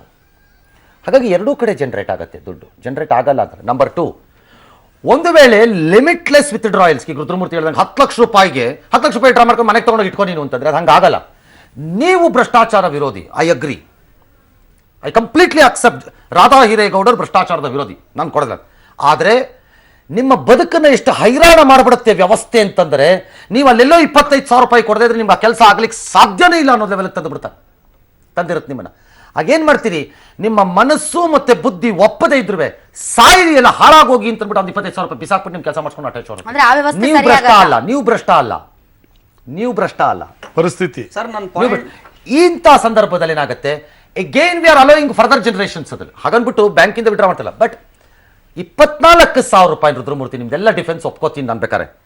24,000 ರೂಪಾಯಿ ಲಿಮಿಟ್ ಅನ್ನ ಒಂದು 40,000-50,000 ರೂಪಾಯಿಗೂ ರೈಸ್ ಮಾಡಲ್ಲ ಇವತ್ತು ಅಂತಂದ್ರೆ 50 ದಿನ ಕಳೆದ ಮೇಲೆ ಇದನ್ನ ಏನಂತ ಕರಿಬೇಕು? ನೀವ್ ಹೇಳಿದ ಮಾತು ಏನಂತ ಕರಿಬೇಕು? ಮಾಡಬಹುದಿತ್ತು, ಒಂದು 35,000ನ 40,000ಕ್ಕೆ ಮಾಡಬಹುದಿತ್ತು. ಇದ್ರ ಜೊತೆಗೆ ಇನ್ನೊಂದು ಕೆಲವು ಪಾಯಿಂಟ್ ಇದೆ.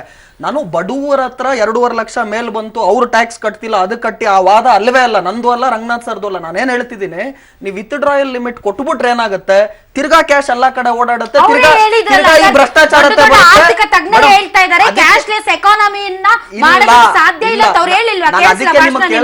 ಅವ್ರು ಹೇಳಿದ್ರಲ್ಲ, ಮೋದಿ ಅವರೇ ಹೇಳಿದ್ರು, go cashless, cashless cash ಅಂದವರು.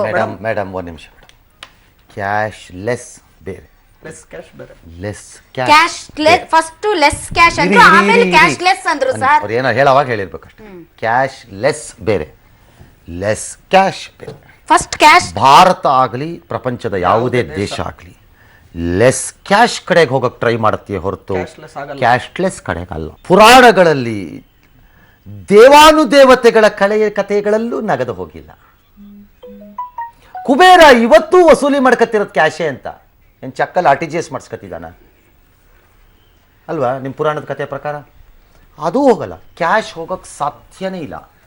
Less cash ಬೇರೆ, ಕ್ಯಾಶ್ಲೆಸ್ ಬೇರೆ. ಎಸ್ ಸರ್, ಇನ್ನೊಂದು ಪಾಯಿಂಟ್, ಇವತ್ತು ನೂತನ್ ಇನ್ಕಮ್ ಟ್ಯಾಕ್ಸ್ ಡಿಪಾರ್ಟ್ಮೆಂಟಿನ ಹೆಡ್, ಕರ್ನಾಟಕ ಹಾಗೂ ಗೋವಾ ಹೆಡ್ ನೂತನ್ ಅವರು ಕ್ಲಿಯರ್ ಕಟ್ ಆಗಿ ಹೇಳಿದ್ದಾರೆ. ಏನು ಅಂತ ನೋಡಿ, 2.5 ಲಕ್ಷಕ್ಕೂ ಒಂಚೂರು ಜಾಸ್ತಿ ನೀವು ಡೆಪಾಸಿಟ್ ಮಾಡಿದ್ದೀರಾ ಅಂದ್ರೆ ನಿಮ್ನೆಲ್ಲ ಬಂದು ತನಿಖೆ ನಾವು ಮಾಡ್ಬಿಡಲ್ಲ. ನಮಗೆ ಅನೇಕ ಜನ ಕೋಟ್ಯಾಂತರ ರೂಪಾಯಿ ಡೆಪಾಸಿಟ್ ಮಾಡಿರೋರು ಇದ್ದಾರೆ. ಫಸ್ಟ್ ನಾವು ಅವ್ರನ್ನೆಲ್ಲ ನೋಡ್ತಾ ಇದ್ದೀವಿ. ಇನ್ನ ಅವರೆಲ್ಲ ಸಿಕ್ಕಾಕೊಂಡ ಮೇಲೆ ನಿಮ್ ಕಡೆ ಬರಬೇಕಾ ಬೇಡವಾ ಚಿಂತನೆ ಮಾಡ್ತೀವಿ. ಯಾಕೆ? ಆದಾಯ ತೆರಿಗೆಯ ಕಾಯ್ದೆನಲ್ಲಿ 4 ಅಥವಾ 5 ವರ್ಷಗಳವರೆಗೆ ಅವ್ರು ಯಾವಾಗ ಬೇಕಾದ್ರೂ ಬರ್ಬೋದು. ನಿಮ್ಮ ಹತ್ರ 7 years, 6 years ಟೈಮ್, ಯಾವಾಗ ಬೇಕಾದ್ರು, ಇವತ್ತೇ ಬರ್ಬೇಕು ಅಂತಿಲ್ಲ. ಹೋದ ವರ್ಷ ಇತ್ತು, ಈ ವರ್ಷ ಬಚಾವ್ ಆಗ್ಬಿಟ್ನಲ್ಲ ಅನ್ನೋಂಗಿಲ್ಲ. ನೀವು 5 ವರ್ಷಕ್ಕೆ ಯಾವಾಗ ಬೇಕಾದ್ರು ಬರ್ತಾರೆ. ಸರ್, ಈ ಎಲ್ಲಾ ಪಾಯಿಂಟ್ ಜೊತೆ ಇನ್ನೊಂದು ಮಾತು ಎಲ್ಲರೂ ಕೇಳ್ತಾ ಇದ್ದಾರೆ. ನಾನು ಸಾಮಾನ್ಯ ಜನನಾಗೆ ಹೇಳ್ತೀನಿ, ಆರ್ಥಿಕ ತಜ್ಞನೂ ಬೇಡ, ಬಿಜೆಪಿನೂ ಬೇಡ, ನಮ್ಮ ಕಾಂಗ್ರೆಸ್ ಬೇಡ. ಏನು ನಿಮ್ಮ ಕಾಂಗ್ರೆಸ್? ಯಾವ ಕಾಂಗ್ರೆಸ್ ಬೇಡ ನಮಗೆ. ಅಂದ್ರೆ ನಮ್ಮ ಇದಕ್ಕೆ ಕೇಳೋದು, 15 ಲಕ್ಷ ಮೋದಿ ಅವ್ರು ಕ್ರೆಡಿಟ್ ಮಾಡಿಲ್ಲ, ಕಪ್ಪು ಹಣ ಬಂದಿಲ್ಲ. ಅವ್ರು ಬಿಜೆಪಿ ಅವ್ರು ಹೇಳ್ತಾರೆ ಹಂಗೆ ಮೋದಿ ಅವ್ರು ಹೇಳೇ ಇಲ್ಲ ಅಂತ ಇವ್ರು ಹೇಳ್ತಾರೆ. ನಾನು ಭಾಷಣ ಪ್ರೂಫ್ ಕೊಡ್ತೀನಿ. ಸರ್, ಒಂದು ಸಿಂಪಲ್ ಪಾಯಿಂಟ್ ಸರ್, ಗ್ಯಾಸ್ ಸಬ್ಸಿಡಿಯನ್ನ ಯಾರ್ಯಾರು ಬೇಡವೋ ನೀವು ಘೋಷಣೆ ಮಾಡಿ ಅಂತ ಬಿಟ್ಟಾಗ ಅನೇಕ ಜನರು ಗ್ಯಾಸ್ ಸಬ್ಸಿಡಿ ಬರ್ತಿರೋರು ನಮಗ್ ಬೇಡ ಇದು ಅಂತ ಹೇಳಿದ್ರು. 20,000 ಕೋಟಿಗೂ ಜಾಸ್ತಿ ದುಡ್ಡು ಬಂತು. ಇವತ್ತು ನಾನು ಒಂದೇ ಮಾತು ನೇರವಾಗಿ ಹೇಳ್ತೀನಿ, 15 ಲಕ್ಷ ಕೋಟಿ ಎಲ್ಲರ ಅಕೌಂಟ್ಗೆ ಬರ್ಬೇಕಿತ್ತು, ನನ್ನ ಅಕೌಂಟ್ಗೂ ಬರ್ಬೇಕಿತ್ತಲ್ವಾ? ನನ್ನ ಅಕೌಂಟ್ಗೆ ಬಂದಿಲ್ಲ ಅಲ್ವಾ? ಯಾರ್ಯಾರು ಕೇಳ್ತಾ ಇದಾರೆ ಅವ್ರ ಅಕೌಂಟ್ಗೆ ಕೊಟ್ಬಿಡಿ. ನಂದು 15 ಲಕ್ಷನ ಬ್ರಿಜೇಶ್ ಕಾಳಪ್ಪ ಅವ್ರು ಕೇಳಿದ್ರು, ಇನ್ನೊಬ್ರು ಕೇಳಿದ್ರು, ಕೊಟ್ಬಿಡಿ. ನಮಗೆ 15 ಲಕ್ಷ ಅಕೌಂಟ್ ಬೇಡ, ನಾವು ದುಡ್ಡು ತಿನ್ನೋರು, ನಮ್ಗೆ ಏನ್ ಬೇಕು? ಒಳ್ಳೆ ಭಾರತ ಬೇಕು. 15 ಲಕ್ಷ ಬೇಡ ನಮ್ಮ ಅಕೌಂಟ್. ಲಾಸ್ಟ್ ಕಾಮೆಂಟ್ ಬೇಕು. ಲಾಸ್ಟ್ ಪಾಯಿಂಟ್ ಅಲ್ಲಿ ನೀವೀಗ ಈ ಭಾಷಣ ಒಪ್ಪಿಲ್ವಾ? ಡೈರೆಕ್ಟ್ ಆಗಿ ಹೇಳ್ತಾ ಇದೀನಿ, ನನ್ನ ನಿರೀಕ್ಷೆ ಮಟ್ಟಕ್ಕೂ ತುಂಬಾ ಕಡಿಮೆ ಇತ್ತು ಭಾಷಣ ಅನ್ನೋದನ್ನ ನೇರವಾಗಿ ಹೇಳ್ತೀನಿ.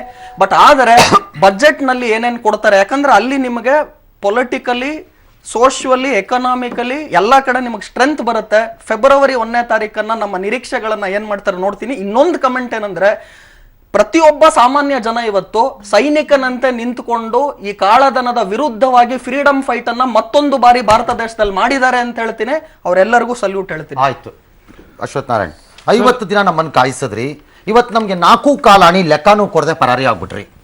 ಈಗ ಹೊಸ ಡೇಟ್ನ ಫೆಬ್ರವರಿಗೆ ರುದ್ರಮೂರ್ತಿ ಅಂತವ್ರಗಳ ಮೂಲಕ ಫಿಕ್ಸ್ ಮಾಡಿಸ್ತಿದ್ದೀರಿ ನಮ್ಮ ಹತ್ರ. ಈಗಲೂ ಜನ ನಿಮ್ಮ ಪ್ರಕಾರ ಸಾಧುಗಳಾಗಿ ಸಂತರಂತೆ ಸುಮ್ಮನೆ ಎಲ್ಲವನ್ನೂ ಸಿದ್ಕೊಂಡು ದೇಶಕ್ಕಾಗಿ ಅಂತ ಇರಬೇಕು ಅಂತ ಬಯಸ್ತೀರೋ, ಅಥವಾ ಈ ದೇಶಕ್ಕೆ we owe an apology plus ನಿರ್ದಿಷ್ಟ ದಿನಗಳಲ್ಲಿ 30 ದಿನದಲ್ಲೂ ಅಟ್ಲೀಸ್ಟ್ ನೋಟ್ ಪ್ರಾಬ್ಲಮ್ ಆದರೂ ಸಾಲ್ವ್ ಆಗಲೇಬೇಕು ಅನ್ನೋ ಭಾವನೆ ನನಗೂ ಒಬ್ಬ ಶ್ರೀಸಾಮಾನ್ಯನಾಗಿ ಮೂಡ್ತು ಸಾರ್ ಅಂತಿರೋ? ಇಲ್ಲ, ಈ ದುಡ್ಡಿಂದು ಬ್ಯಾಂಕಲ್ಲೇ ಕ್ಯೂ ನಿಲ್ಲುವಂಥದ್ದು, ATM ಅಲ್ಲಿ ಕ್ಯೂ ನಿಲ್ಲುವಂಥದ್ದು ಕಡಿಮೆ ಆಗಿದೆ. ಇಲ್ಲ, ಕಡಿಮೆ ಆಗಿದೆ. ಜೊತೆಗೆ ಸ್ವಲ್ಪ ಅದ್ರದ್ದು ಇದ್ರ ಬಗ್ಗೆ ಹೇಳ್ತೀರಂತ ನಿರೀಕ್ಷೆ ನಮ್ಮಲ್ಲಿ ಇತ್ತು. ಅದು ನಾನೇನು ಚರ್ಚೆ ಮಾಡೋದು ಅಂತಲ್ಲ, ನಮ್ಮಲ್ಲೂ ನಿರೀಕ್ಷೆ ಇತ್ತು. ನಮಗೂ ಅದ್ರ ಎಫೆಕ್ಟ್ ಆಗಿದೆ. ಪರ್ಟಿಕ್ಯುಲರ್ ಜಾಸ್ತಿ ಎಫೆಕ್ಟ್ ಆಗಿರ್ತಕ್ಕಂಥದ್ದು APMC ಮಾರ್ಕೆಟ್ಗಳಲ್ಲಿ ತುಂಬ ಇದ್ರದ್ದು ಇಂಪ್ಯಾಕ್ಟ್ ಆಗಿದೆ, ಸಮಸ್ಯೆ ಆಗಿದೆ. ಈರುಳ್ಳಿ ಮತ್ತೊಂದು ಕಡೆ ಎಲ್ಲ ನನಗನ್ಸುತ್ತೆ ಇದ್ರ ಬಗ್ಗೆ ಕ್ವಿಕ್ ರಿಯಾಕ್ಷನ್ ತಗೊಳ್ತಾರೆ ಪ್ರೈಮ್ ಮಿನಿಸ್ಟರ್ ಅನ್ನತಕ್ಕಂಥದ್ದು ವಿಶ್ವಾಸ ಇದೆ. ಕಾದು ನೋಡ್ಬೇಕು, ಇನ್ನು ವಾರನೋ ಅಥವಾ ಒಂದು 3-4 ಡೇಸ್ ಅಥವಾ ಒಂದು 15 ಡೇಸ್ ಏನೋ ಇದ್ರ ಬಗ್ಗೆ ನಿರ್ದಾಕ್ಷಿಣ್ಯ ಕ್ರಮ ತಗೊಳ್ತಾರೆ ಅನ್ನೋ. ಈಗ ಕಾಂಗ್ರೆಸ್ನವ್ರು 50 ದಿನದಿಂದ ಹೇಳ್ಕೊಂಡಿದ್ದು ಪಾರ್ಟ್ಲಿ ಟ್ರೂ ತರ ಆಗಿ ಅವ್ರಿಗೊಂದು ಏನು ಅಸ್ತ್ರ ಏನು ಕೊಟ್ಟಿಲ್ಲ ನಿಮಗೆ ಬಾರಿಸೋಕ್ಕೆ? ಏನಿಲ್ಲ, ಅವ್ರದ್ದು ಸರ್ ಜನ ಅಕ್ಸೆಪ್ಟ್ ಮಾಡ್ಕೊಂಡಿದೆ ಸರ್. ಕಾಂಗ್ರೆಸ್ನವ್ರು ಹೇಳೋವಂಥ ಮಟ್ಟದಲ್ಲಿ ಇವತ್ತು ಜನತೆಗೇನು ತೊಂದರೆ ಆಗ್ತಾ ಇಲ್ಲ. ಕೆಲವೊಂದು ಪ್ಲೇಸಸ್ ಅಲ್ಲಿ ನಿಜಕ್ಕೂ ಅದು ಡಿಸ್ಟರ್ಬ್ ಆಗಿದೆ. ಅದನ್ನ ಮೋದಿ ಅವರು ನರೇಂದ್ರ ಮೋದಿ ಮಾಡ್ತಾರೆ ಅಂತ ವಿಶ್ವಾಸ ಇದೆ. Yes, thank you Ashwath Narayan, thank you Rudramurthy. Narendra Modi ಅವರ ಅದೃಷ್ಟನೂ ಇದೇನೆ. ಪ್ರಮುಖ ಪ್ರತಿಪಕ್ಷವಾಗಿರುವಂತಹ ಕಾಂಗ್ರೆಸ್ ಹೇಳುತ್ತಿರುವ ಹಲವಾರು ವಾದಗಳನ್ನ ಮಾನಸಿಕವಾಗಿ ಒಪ್ಪಲು ಮತ್ತು ಮುಂದೆ ಹೋಗಲು ದೇಶದ ಜನನೇ ತಯಾರಿಲ್ಲ ಇದುವೆ. ಹಾಗಾಗಿ ಅವರಿಗೆ ಎನಿಮಿ ನಂಬರ್ 1 ಅನ್ನ ಎನಿಮಿ ನಂಬರ್ 1 ತಾನೇ ಬುಡ ಕಟ್ ಮಾಡ್ಕೊಂಡಿದೆ.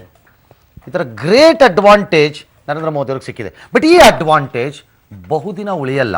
ಕಾರಣ ಇವತ್ತು ಒಂದು ಸಣ್ಣ ಹಿನ್ನಡೆ ಅಂತೀನಿ, ನಾನು ದೊಡ್ಡ ಆಘಾತ ಅಂತ ಕರೆಯಲ್ಲ. ನಿರೀಕ್ಷೆಗಳಲ್ಲಿ ಸಣ್ಣದಾಗಿ ಒಂದು ವೈಫಲ್ಯ ಆಗಿದೆ ನಿಜ. ಆದರೆ ಜನ ಸಣ್ಣದಾಗಿ ಒಂದು ರೀತಿ ಸುಮ್ಮನೆ ಇರ್ತಾರೇನೋ, ಯಾಕಂದ್ರೆ 50 ದಿನ ತಡೆದ ಮೇಲೆ ಈಗ ಈಸ್ ಔಟ್ ಆಗ್ತಿರೋದ್ರಿಂದ ನನಗೆ ನನ್ನ ದುಡ್ಡು ಬಂದರೆ ಬರಲಿ ಬಿಡು ನೋಡ್ಕೊಳ್ಳೋಣ ಅಂತ. ಮೂರನೇದು, ತಕ್ಷಣಕ್ಕೆ ನಮಗೆ ನರೇಂದ್ರ ಮೋದಿಗಾಗಲಿ ಭಾರತೀಯ ಜನತಾ ಪಕ್ಷಕ್ಕಾಗಲಿ ಯಾವ ಶಿಕ್ಷೆ ಆಗಲಿ ಮತ್ತೊಂದಾಗಲಿ ಕೊಡೋ ಸ್ಟೇಜಲ್ಲಿ ನಾವೂ ಇಲ್ಲ.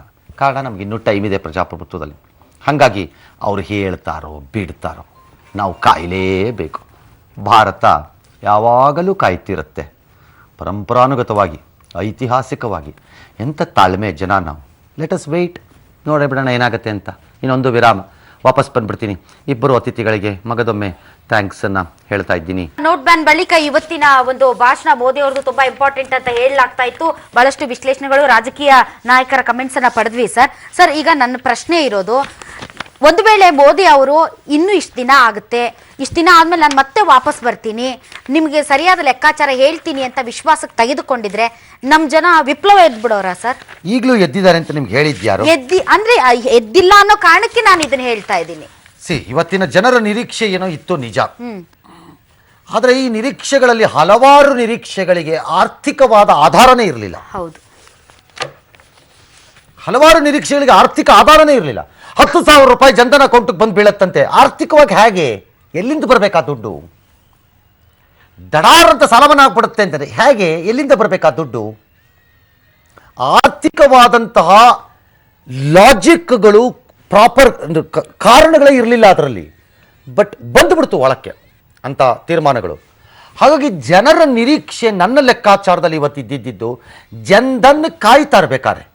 ಇವಾಗೆಲ್ಲ ಇನ್ನು 6 ತಿಂಗಳಲ್ಲಿ ಅವ್ರಿಗೆ 5,000 ರೂಪಾಯಿ ಸಿಕ್ಕಿದ್ರು ದೇರ್ ಹ್ಯಾಪಿನೇ. ಇವತ್ತು ಬರ್ಕೊಡ್ತೀನಿ, ನಮ್ಮ ಜನ ಇವತ್ತು ನಿರಾಸೆ ಅಂತಿದ್ದೀವಿ ಅಲ್ವಾ.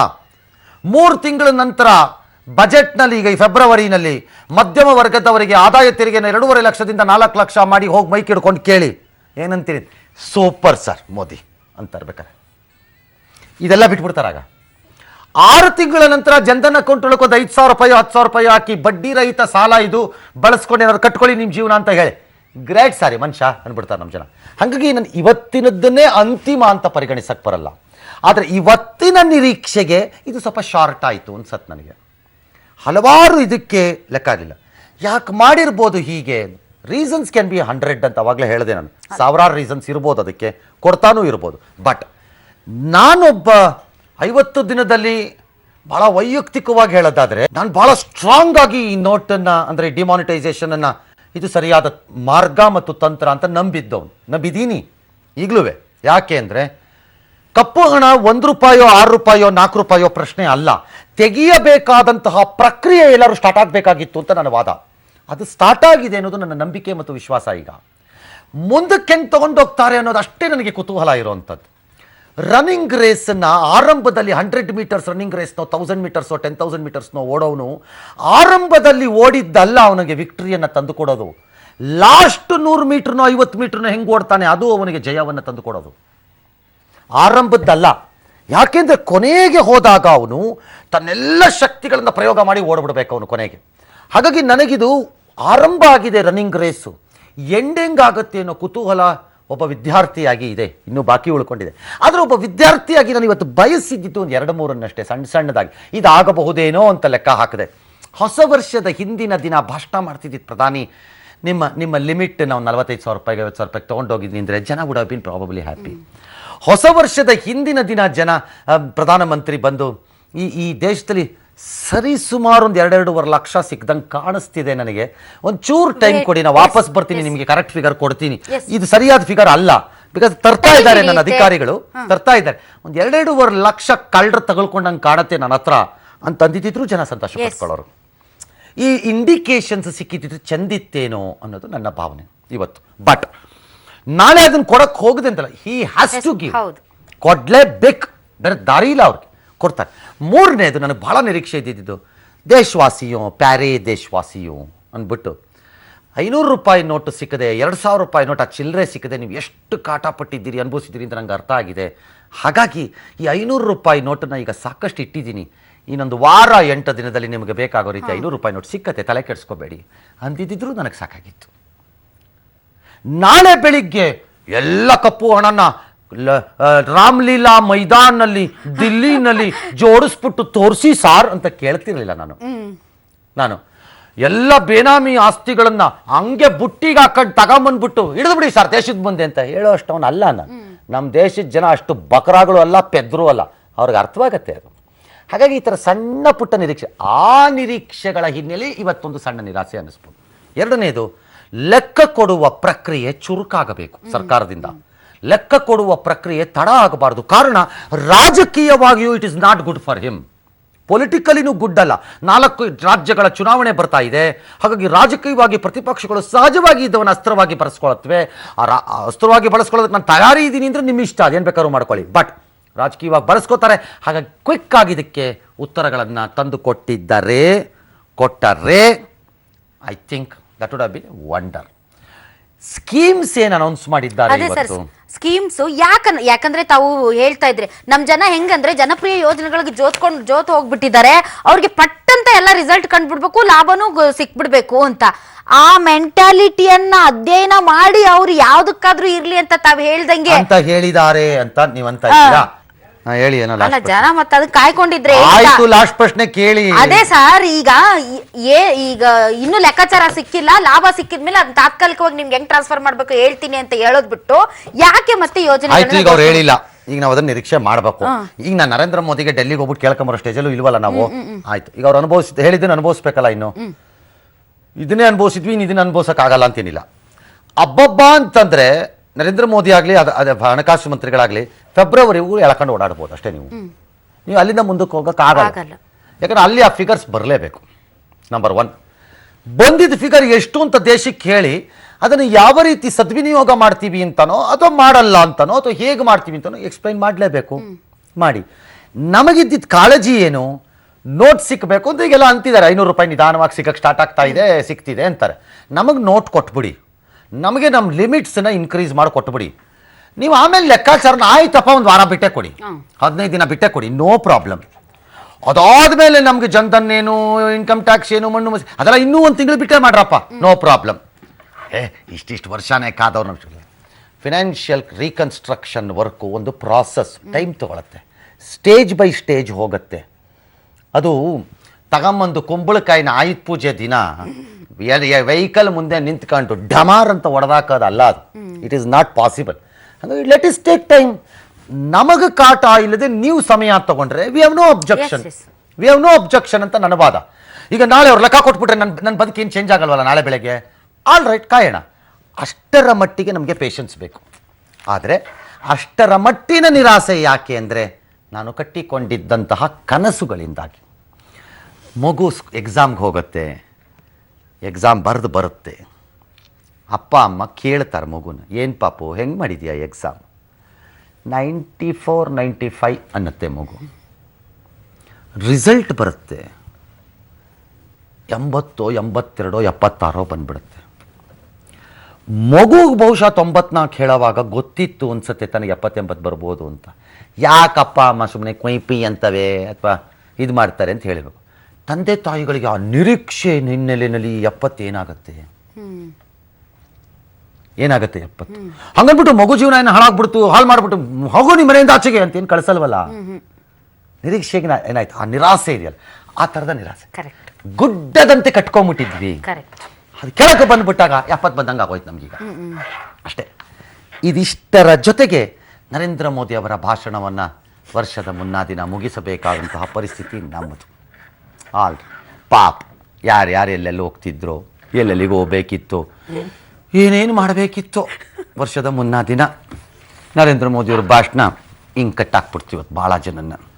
ರೈಟ್, ಹೊಸ ವರ್ಷ ನಿಮ್ಮೆಲ್ಲರಿಗೂ ಹರ್ಷವನ್ನು ತರಲಿ, ಹೊಸ ವರ್ಷದಲ್ಲಿ ಮತ್ತೆ ಆರೋಗ್ಯ ಚೆನ್ನಾಗಿರಲಿ. ಕಾಸೇನು ಬರುತ್ತೆ ರೀ, ಯಾವತ್ತೋ ಒಂದಿನ, ತಲೆ ಕೆಡ್ಸ್ಕೊಬೇಡಿ. ದುಡ್ಡು ಬರುತ್ತೆ, ಬರಲ್ಲ ಅನ್ನೋದು ಸುಳ್ಳದು. ನರೇಂದ್ರ ಮೋದಿಯವ್ರು ದಿನ ಬೆಳಗಾದರೆ ನಮಗೊಂಥರ ಲೇಲಯ್ಯ ಸವಾಲ್ ಅಂತ ಕೊಡ್ತಾ ಇದ್ದಾರೆ. ತಗೊಳ್ಳೋಣ ಸವಾಲುಗಳನ್ನು. ನಮ್ಮ ಜೀವನ ಚೆನ್ನಾಗಿರಲಿ, ಎಲ್ಲರೂ ಆರೋಗ್ಯವಾಗಿರಿ, ಚೆನ್ನಾಗಿರಿ, ನಿಮ್ಮ ವರ್ಷ ಅದ್ಭುತವಾಗಿರಲಿ ಅಂತ ನಾನು ಬಯಸ್ತೀನಿ. ಈ ವರ್ಷ ಏನಾದರೂ ರಾಜ್ಯಕ್ಕೆ ಒಳ್ಳೆ ಮಳೆ ಆಗಲಪ್ಪ ಅಂತ ಕೇಳ್ಕೊಳ್ಳೋಣ. That's all we want. ನಮಗಿನ್ನೇನು ಬೇಕು. ಲೆಟ್ ಮಿ ವಿಶ್, ನಾನು ಮತ್ತು ರಾಧಾ ಹಿರೇಗೌಡರ್ ಬಿಗ್ ಬುಲೆಟಿನ್ ಟೀಮ್ನ ಪರವಾಗಿ ಮತ್ತು ಪಬ್ಲಿಕ್ ಟಿವಿಯ ಎಲ್ಲ ನನ್ನ ಎಲ್ಲ ಸಹೋದ್ಯೋಗಿಗಳ ಪರವಾಗಿ ನಿಮ್ಮೆಲ್ಲರಿಗೂ ವಿಶ್ ಮಾಡ್ತೀವಿ. Happy new year in advance. ಆದರೆ ಈ ಹ್ಯಾಪಿ ನ್ಯೂ ಇಯರ್ಗೆ ನಿಮ್ಮನ್ನು ಕರೆದುಕೊಂಡು ಹೋಗಲಿಕ್ಕೆ 12 ಗಂಟೆಯವರೆಗೆ ನನ್ನ ಸಹೋದ್ಯೋಗಿಗಳು ಬೇರೆ ರೀತಿಯಲ್ಲೇ ಸಜ್ಜಾಗಿದ್ದಾರೆ, ನಾವು ನಿರ್ಗಮಿಸ್ತೀವಿ. ನವೆಂಬರ್ 8ನೇ ತಾರೀಕು ಅತ್ಯಂತ ಗಂಭೀರವಾಗಿದ್ದಂತಹ ದಿನ. ದೇಶವನ್ನು ಉದ್ದೇಶಿಸಿ ಮಾತನಾಡಿದ್ದ ಪ್ರಧಾನಮಂತ್ರಿ ನರೇಂದ್ರ ಮೋದಿ ಅವರು ಈ ದೇಶದ ಮುಂದೆ ಒಂದು ವಾಗ್ದಾನವನ್ನು ಕೊಟ್ಟರು. 500 ಮತ್ತು 1000 ರೂಪಾಯಿ ಮುಖಬೆಲೆಯ ನೋಟು. कभी कभी लगता है आज भी दुनिया के कई समृद्ध देश हैं, पढ़े लिखे फॉरवर्ड कंट्रीज हैं, उनको जब पता चलता है कि हिंदुस्तान में